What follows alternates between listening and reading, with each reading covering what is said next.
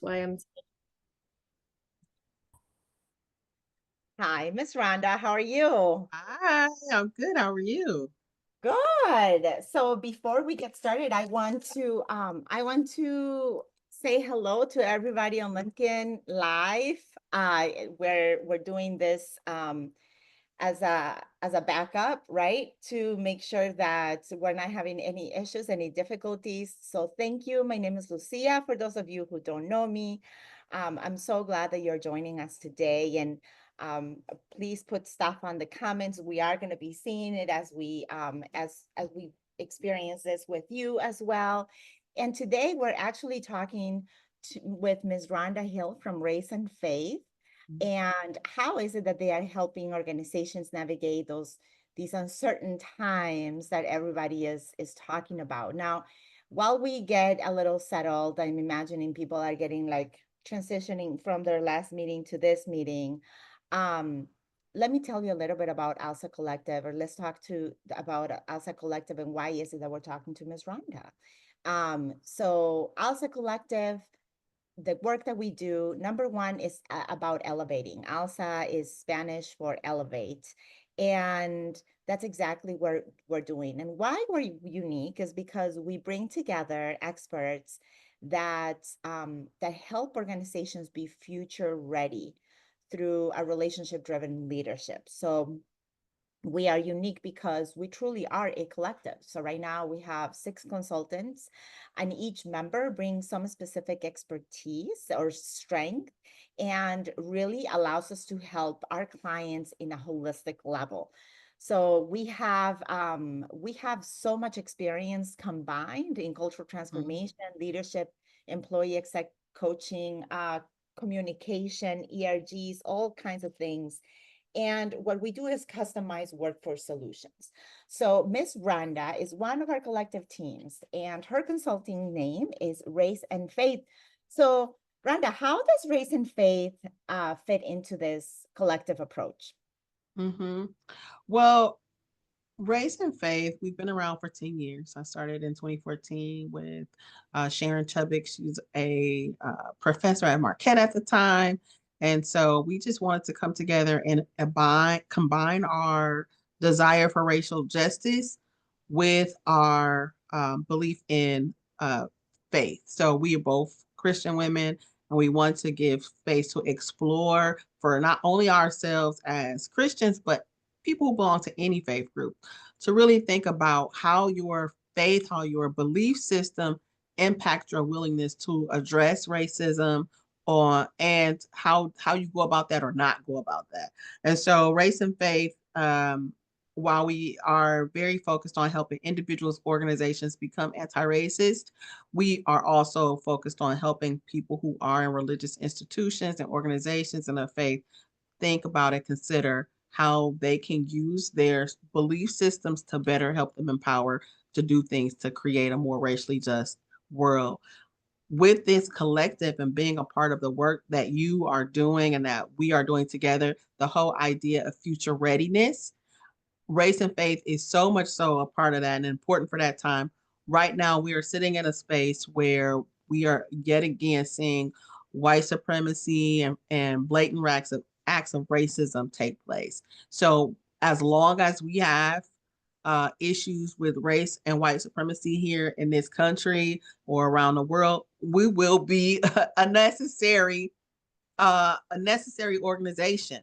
The idea of the future readiness and what that means for our work and how we frame what we do, we really focus and look at um, how we help people become self actualized. How do we help communities become actualized through the idea of communal actualization? And then we also look at it with organizations specifically into cultural perpetuity. And so we are using that framework as we help people really start to think about what do they need to do now that will help us see racial justice into the future.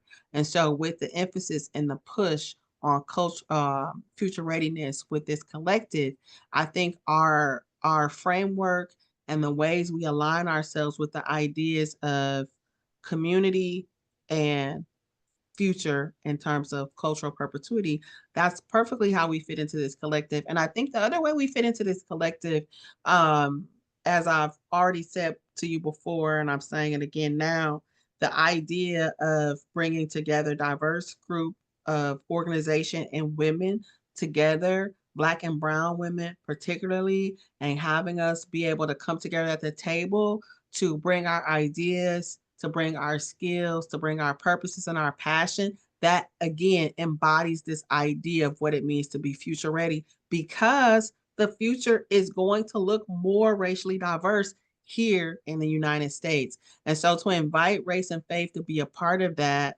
is a blessing, and we appreciate that. But it's also, of course, a necessity, because we bring in that piece of where we're saying if we're going to be together, we have to address issues of racism. Yeah. Most people have some type of faith tradition, have some type of belief system. We like to investigate that with race and faith. We like to make room for that. We allow people to take it seriously what it means to follow the tenets of their faith or belief. Even if you are agnostic or atheist, you still have a belief system that you're following. And so we like to encourage people to think about that. How is your belief system impacting and influencing your decision to be anti-racist or not at this particular point in time? And I know I I said a whole lot. I actually there's let me unpack that communal actualization, because Alza Collective, one of the things that that I keep talking about is about the future readiness. And I've spoken and I've actually posted on the fact that Milwaukee is actually going it's projected to decrease in population, and a few people have heard me talk about that based on 2020 census. um, what is happening is that with less population, obviously, I mean, that's going to speak to that actually speaks to an economic issue. And then we look at how the population, the Black and brown population, exponentially is growing in numbers. And it's projected to just come in millions in just a few years, but we're not attractive. So remove the DEI acronyms, and unfortunately, that is impacting a lot of people economically, especially through funding, and obviously that's in that has a different impact. But the work doesn't stop, right? So when we say, all right, well, remove DEI out of your department, but the work doesn't stop, and Mhm. it hasn't stopped since 1964. Like, it hasn't. So now we're talking about how is it that how the how is it that a community can actually self-actualize to what they were meant to be. And you talk about cultural perpetuity as well. So bring us back to communal actualization, cultural perpetuity, and the work that Raise and Faith does.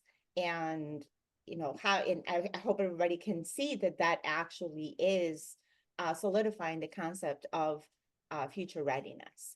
Oh yeah. So yeah, like I shared before, that idea based in Maslow hierarchy of needs. We are familiar with that, more familiar with Maslow because my background is in marriage and family therapy. So I studied psychology. I got a master's degree in that.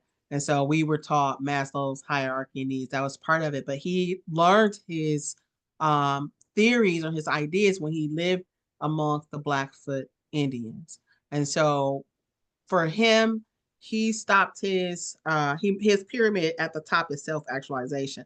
But with Blackfoot Indian, self-actualization is at the bottom, and the middle is communal actualization, and then cultural perpetuity. For Western reasons, he shifted and only just had self-actualization at the top, which, for how we so much into rugged individualism, that would make sense for him to do something like that. But we all know as black and brown people, it makes sense for us much better in this way. Communal act exactly. We're a big fat we. So communal actualization, this idea of what are we doing that helps the community thrive, that helps individuals within the community to thrive, not just one person. So it's really this process of where we're helping members of the community achieve their purpose and have their basic needs met. This doesn't sound, it shouldn't sound like novel, but it's what we Writing it should be, down.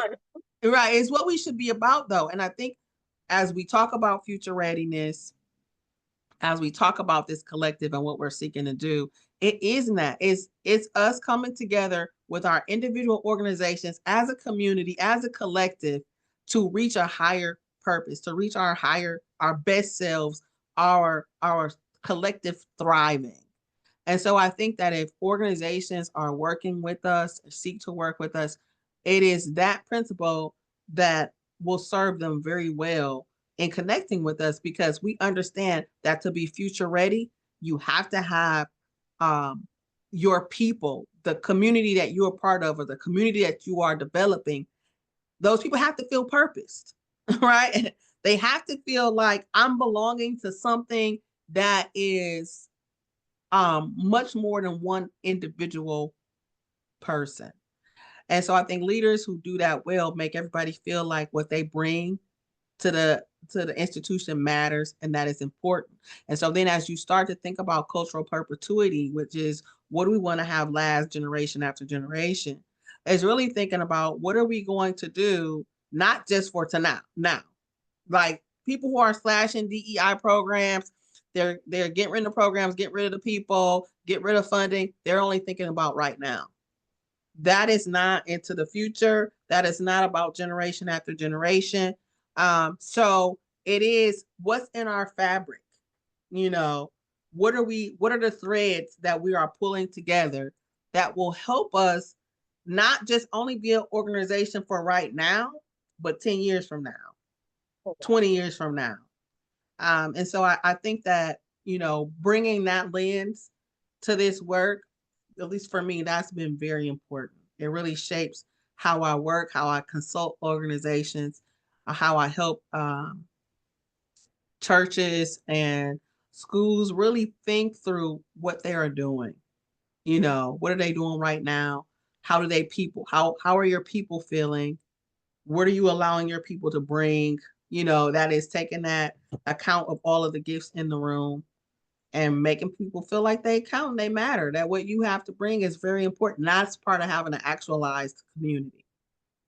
And the interesting thing is, I mean, 5 years ago, or yeah, about 5 years ago, um, I mean, during Black History Month, maybe 4 years ago, I mean, you walked into any store during Black History Month, which happy Black, Oh yeah, happy Black History Month. Whoop whoop. They um, can't erase us.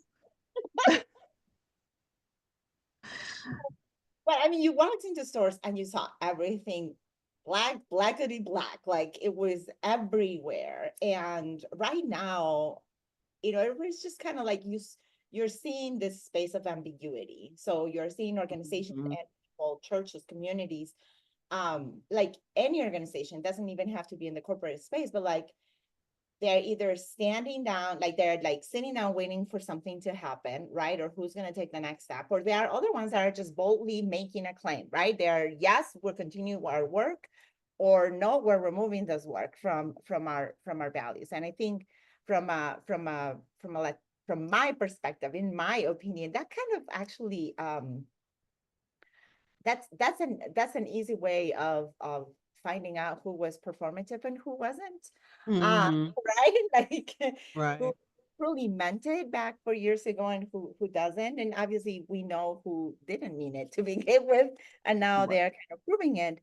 But for our population, it is so ambiguous, is angering, and I'm talking about Black, brown, white allies, like just a lot of people just feel in limbo, right? So what how do we navigate through today's ambiguity? Yeah, yeah. And we are, I mean, politically, socially, it's very ambiguous, right? Is going through from one minute to the next. A lot of people don't know what to expect, what's gonna happen. And I think, with our work and this aspect that we have been offering organizations, that we're currently offering organization, is to work with their leadership through this. How do they get through this? And for me, a big part of it right now, what I think is important, um, with ambiguity is to allow people to share their concerns, share their fears, share their worries, share their anxieties. And, some people may even have some hopes or things that are making them excited, but you have to create a safe space for people to share. A good leader will recognize that angst that's there, recognize that we are in a place where from one moment to the next, people are not quite sure. Information is being put out all the time, every day, and people are trying to make sense of it, make meaning of it. And I think if we think back to this idea of cultural or communal actualization, it is how we are able to connect and talk to our community and create that space for them to share what they feel. The more that we try to, or the more that a leader tries to bypass the angst or pretend that what we know is happening isn't happening, they're going to actually create more anxiety. They're going to actually create more ambiguity, more confusion, more not knowing. And so I think that is really important for us to kind of lean in and create that safe space.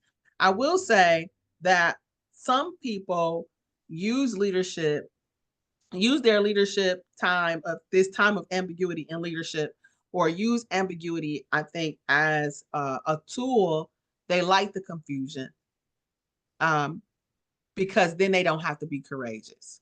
Then they don't have to take the necessary risks that the time may be asking them to make. So it's also being aware of that too, that some people are feeding the ambiguity on purpose. They're creating that type of not knowing, the lapse in information and confusion because it's benefiting them in a different kind of a way, or it's helping them to not make the courageous stance and moves that they may need to make in that time. And I think the other part that I want to say about in this space, again, with that is leading through ambiguous times does require taking risks. Yes. So not only do we want to make space and listen to people, but then we want to lean in and maybe take some of the necessary risks that will help us move into cultural perpetuity. Something that's going to last 10 years down the line, 20 years down the line, because I'm deciding right now to make some radical shifts and moves that the moment is requiring of me. And so that's, I think, what we're leaning into a lot with our work, really trying to work with those organizations who are ready to take those types of risks, who want to move into coaching type relationships, who want to be held accountable, who want to say, I don't know everything, but I'm ready because I understand that this moment demands more of our leadership team, of my personal leadership. And if you want to get all patriotic, our country, you know, right now, the country is demanding more of me. And so while I may not have all of the information, I may not know everything, and it may be some things that feel very gray. I cannot let the gray areas stop me from being able to take a couple bold moves and make some risks. You mentioned something when we were initially discussing about this, like we are actually going to start seeing a new developmental leadership, like a new leaders will emerge from this, and a unique leadership will emerge from this. So the leadership that we know in the 80s and the 90s, and some who are still kind of acting behind the desk and not really connecting with their individuals, like that's going to become outdated because, to your point, there's a demand on accountability. There's a demand on dealing through that ambiguity as a leader. So I I think that we spent a lot of time talking about again, in the last n number of years, like educating people and educating. Mm, And like, okay, we can get educated, but now we're like, let's do a little bit more coaching, right? Like, where's this idea of like keep educating people? I think that's that's a little outdated now. There has to be education, but it has to be accompanied with coaching. So mhm. how do we move from education into coaching? Yeah. And I'm going go back to that comment about ambiguity and being courageous. Sometimes in this ambiguous place, when a leader is not ready to take risks, they're going to say, well, let's just get more training. We can't do anything yet because we don't know enough about it. So, Fair and enough. sometimes that might be true. A lot of times when a person's not ready to be courageous to take risks, that's not true. But that's something, that's a band-aid that they can use that people find acceptable. And so then they'll do more education, they'll do more training. I'm all for education, I'm all for training. That's what we do at Race and Base. We educate, we train, we consult, but we also coach. And people can move into coaching recognizing that they are ready to level up in their leadership. I'm ready to take the risks, to make some bold moves, or I'm ready to be held accountable. And that's a big part of coaching relationship is accountability. To help you do what you say you're going to do, to move those steps forward. And sometimes when people aren't moving forward or they're not aligning themselves with people who are going to help them move forward, they don't want to be held accountable. The organization doesn't want to be held accountable. And so I think when people are ready to move just from ingesting all of that information and they're ready to take action, you go and you get a coach. You go and you join a coaching group. And what we're doing right now at Race and Faith, we're really emphasizing our coaching because I recognize so many people who have been through my trainings, have been through our educational courses. A lot of them are saying, well, what do I do next? What do I do now? And they feel more ready. And so I think I'm encouraging, and I'm really at that point for myself because everything that's going on right now. We need bold leadership. We need people willing to take risks. So I'm really pushing out there group and individual coaching, which we do both of those at Race and Faith. And that can be found through the collective as well. We have other people part of this collective who are also offering executive level coaching. And so people need to tap in. If you're ready to be bold, if you're ready to take some risks, you recognize that yes, we have some ambiguous times. We don't know what's going on from one day to the next, but you're not going to let that stop you from making change. Definitely get a coach. Definitely align yourself with a coaching group. Definitely contact Race and Faith, and say, "Hey, I'm ready. Let's Yeah. go. I'm ready to move forward." And I think that the more people we can support in that way, because it does take courage. And I'm happy to support people as they try to make courageous moves because we're gonna all need that. That's part of that communal actualization. That really is that accountability and helping each other grow. Yeah, I know, the as we bring race and faith into as race and faith has been in the collective, and we're bringing and we have other consultants, and we will be bringing more consultants. Like, there is this collective experience. There are things that are unique. There are gifts that you have that are bringing into the collective, and so when organizations come to us, like, there's that collective expertise that can create that sustainable and that the sustainable change in an organization. So it's Mm-hmm. not just, okay, we show up for a couple hours and we leave. We actually want to do it better because we are part of the community after all. So so I love, and I think you mentioned it in one of our talks, that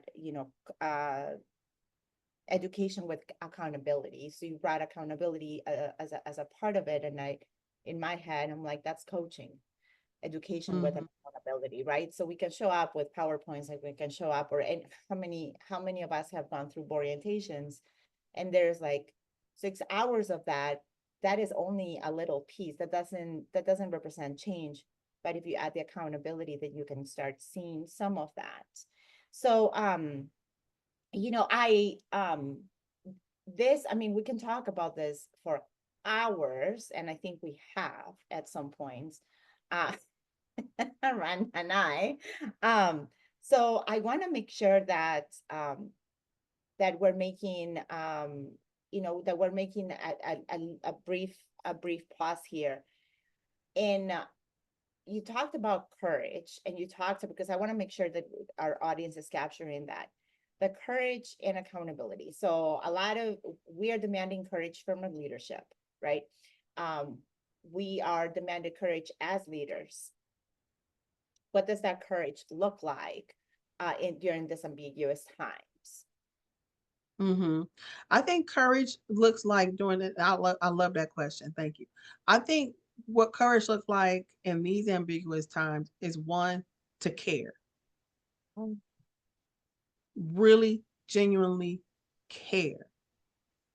That is one aspect, showing that empathy and having concern for people you work with and people you want to recruit to have to come work with you and for your organization. So, one part of that I would say definitely is care. Another part of being courageous as a leader right now is taking risks, is being able to go bold. Sometimes you have to, like they say, go big or go home. It is that being able to say, I may not know everything, I may not have all of the answers, but I can find out.